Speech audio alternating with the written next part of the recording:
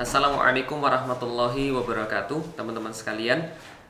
Sekarang kita banyak melihat dan mendengar bahwa intoleransi ini sedang mewabah di Indonesia.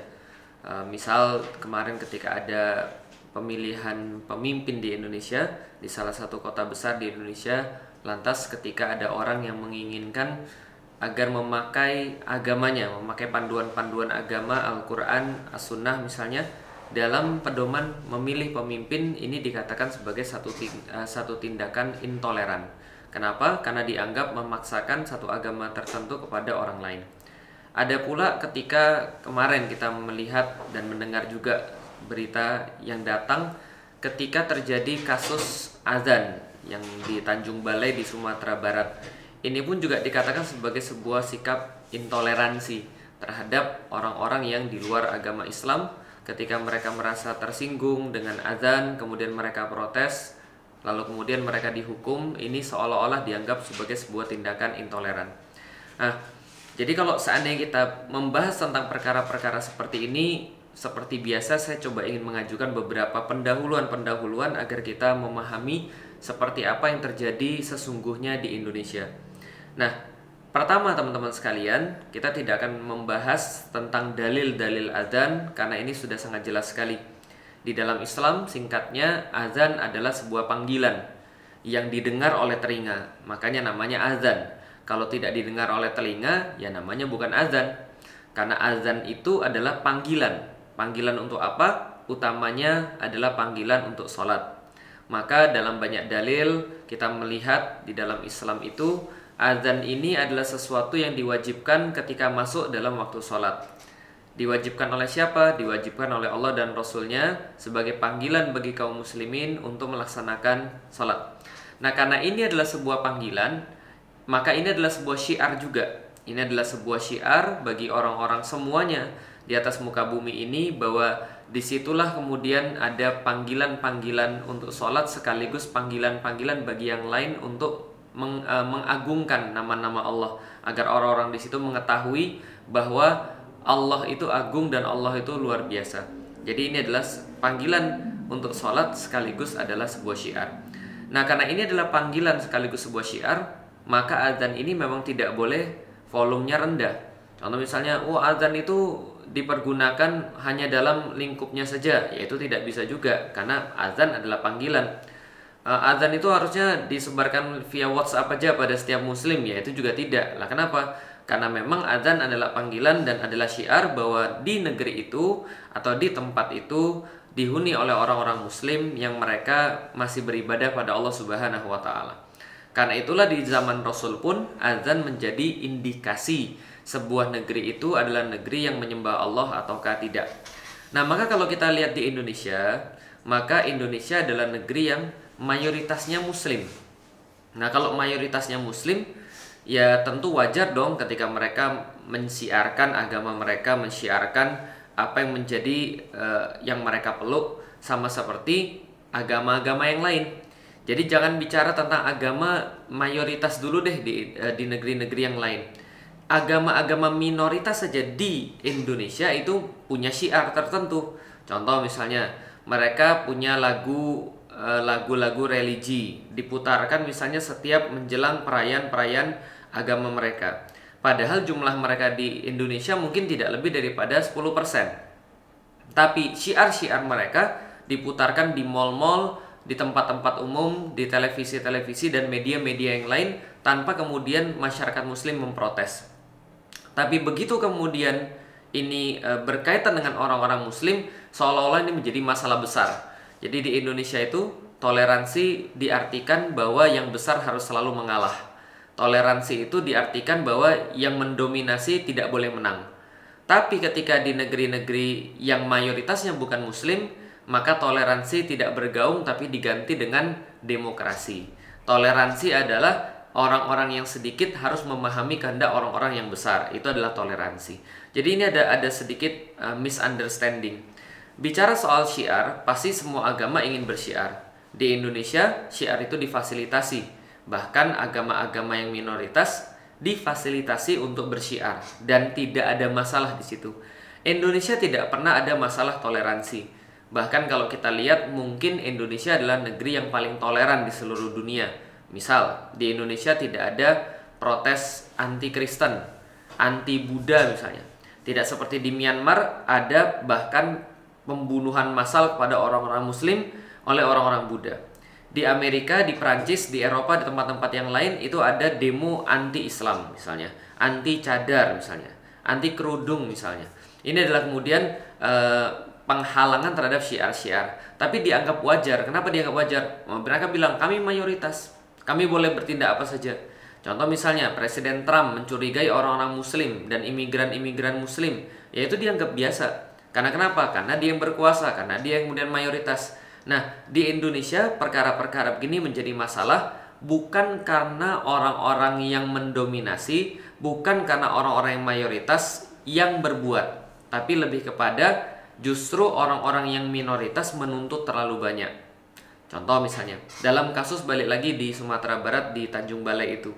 Nah, yang kita dapatkan dari media-media yang juga sudah diakui dan juga sudah dimintakan maaf bahwasanya ada protes terhadap masjid yang mengumandangkan azan, dikatakan peka, dikatakan terlalu kuat, mengganggu dan sebagainya.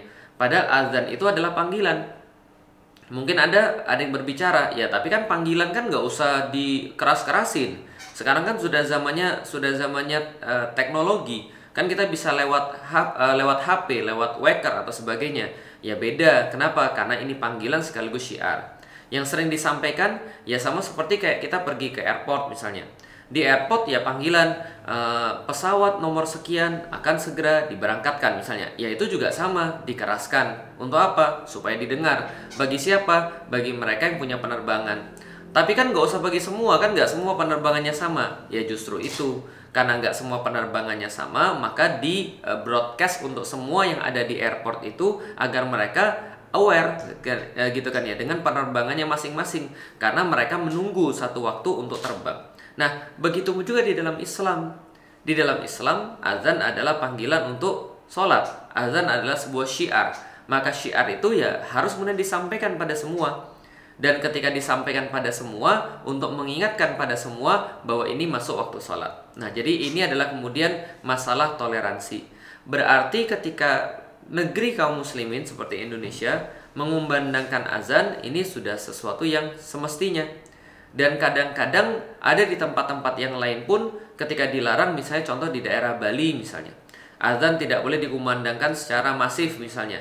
Ya, itu pun juga sebuah hal yang memang sudahlah kita terima. Kita kemudian bisa kemudian untuk bertoleransi terhadap itu. Nah, kenapa? Karena memang di sana adalah negeri-negeri yang mayoritasnya adalah mayoritas bukan muslim. Nah, tapi kenapa ketika ada orang-orang yang tinggal di daerah yang mayoritas muslim, lantas mereka tidak bisa menerima dengan alasan, ya kan saya juga punya kuping. Ya sama, orang-orang muslim juga punya kuping, mereka berhak untuk mendengarkan azan, dan ini mereka lebih banyak jumlahnya. Nah, ini adalah sesuatu yang memang harus kita mengerti, bahwa toleransi itu tidak mesti untuk mempermasalahkan sesuatu. Tapi toleransi itu mengerti kenapa orang lain melakukan hal seperti itu, dan selama tidak mengorbankan prinsip kita, maka kita bisa menerima itu. Nah, itu yang pertama tentang masalah azan. Berarti kalau ada yang tidak suka sampai memaki, jelas ini adalah sesuatu masalah yang memang harus diselesaikan. Masalah pertama. Masalah yang kedua, saya juga coba untuk menyoroti bahwa apakah masalah ini karena ketidaksukaan pada agama atau ketidaksukaan secara sosial. Contoh misalnya, saya punya tetangga saya punya anjing. Tetangga saya itu agamanya berlainan dengan saya, makanya dia memelihara anjing. Anjingnya ini mengganggu dari segi apa? Dari segi buang kotoran di pekarangan saya. Dari segi kemudian suara, maka suaranya mengganggu juga. Kenapa? Menggonggong setiap saat, bahkan pada saat malam hari ketika anak-anak mau tidur.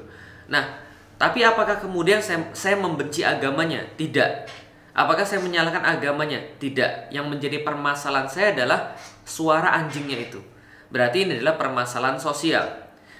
Alhamdulillah untungnya, akhlak dalam agama saya, Islam, juga mengurusi permasalahan sosial.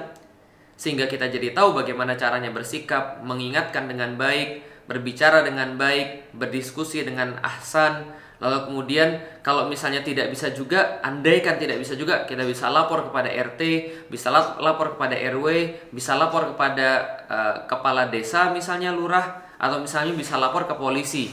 Tapi tidak langsung kemudian menyakiti orangnya dengan kata-kata yang buruk. Berarti ini adalah permasalahan sosial, bukan permasalahan terhadap agamanya. Nah, bisa jadi juga yang bermasalah dengan azan ini bukan bermasalah dengan Islamnya, tapi dia bermasalah dengan suaranya. Nah, ini juga harus difahami. Nah, kalau misalnya dia bermasalah dengan suaranya saja, maka harus diadakan sebuah pendidikan, sebuah kemudian sebuah penyadaran terhadap orang itu bahwa yang kamu permasalahkan ini adalah suaranya atau azannya, agamanya atau suaranya. Oh, dua-duanya. Saya tuh nggak suka sama orang-orang muslim yang mengeluarkan azan. Maka ini berarti dia mempermasalahkan agama.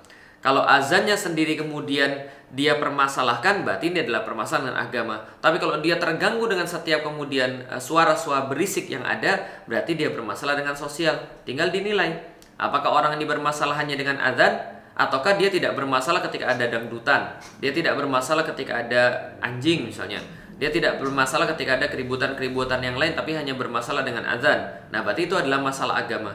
Tapi kalau masalah sosial, memang betul jarang di antara kita yang mampu berkomunikasi secara sosial bagaimana cara menempatkan diri dan menyelesaikan masalah. Yang ada justru ketika kita bermasalah, lalu kita tidak paham secara sosial, tidak bisa bersosialisasi, lantas malah apa yang kita lakukan itu menambah parah permasalahan. Contoh dengan marah-marah, memaki-maki, ataupun mempermasalahkan azan. Itu adalah hal yang kedua. Yang ketiga, secara kemudian individual. Saya pernah menjadi seorang non-muslim yang tinggal di daerah mayoritas muslim, dan saya mendengarkan azan dan saya tidak pernah merasa terganggu. Lah kenapa? Ya karena itu adalah bagian daripada kehidupan. Sebagaimana kalau kita misalnya contoh, kita tinggal di sebuah tempat yang memang tempat itu adalah dekat misalnya pesantren misalnya, maka sudah menjadi suatu kebiasaan ketika kita melihat anak-anak itu lalu dan lalang.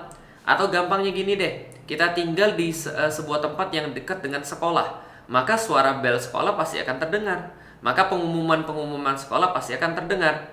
Yang terakhir, andaikan itu dipermasalahkan tentang azan, karena azan itu kemudian adalah dianggap sebagai penyalahgunaan speaker masjid. Misalnya tidak hanya azan yang diputar, tapi ada sholawatan sebelum azan, atau setelah azan ada sholawatan, ketika ada kajian-kajian kemudian dikeluarkan lewat speaker di luar. Maka teman-teman sekalian, saya pengen cerita tentang satu kisah yang menarik. Di Turki kemarin, ketika saya baru mengunjungi Turki pasca daripada percobaan kudeta pada tahun 2015 ya kalau saya nggak salah, atau 2016 ya kalau saya nggak salah. Ini ada percobaan kudeta yang ada di Turki. Orang-orang yang di sana menceritakan kepada kami, Masya Allah, betapa mereka sekarang baru memahami kenapa di Turki itu masjid-masjidnya senantiasa punya speaker yang digantung di menara yang tinggi. Jadi menara-menara di Istanbul itu lebih tinggi daripada bangunan-bangunan yang lain, dan mereka baru tahu pada malam itu. Ketika terjadi kudeta, ketika terjadi permasalahan yang sangat luar biasa itu, seluruh masjid mengumandangkan azan. Dan seluruh masjid itu mempublish, lalu kemudian menyebarkan secara berantai pesan-pesan daripada pemimpin untuk kemudian bagaimana mereka harus bersikap dalam kondisi kudeta seperti itu. Mereka baru tahu begitu cepatnya masyarakat bisa dikoordinasi karena toa-toa masjid itu, karena speaker-speaker masjid itu. Bagaimana masyarakat muda untuk kemudian dikumpulkan, bagaimana masyarakat muda untuk diarahkan, bagaimana masyarakat muda untuk dikoordinasi hanya karena speaker-speaker masjid itu. Ternyata speaker masjid punya satu fungsi yang lain. Ternyata speaker masjid punya fungsi untuk mengkoordinasi dan membuat situasi menjadi stabil kembali. Ini adalah yang mereka sadari. Kenapa speaker masjid itu ditaruh di tempat yang paling tinggi, suaranya bisa dijangkau oleh semua orang. Begitulah masyarakat Islam.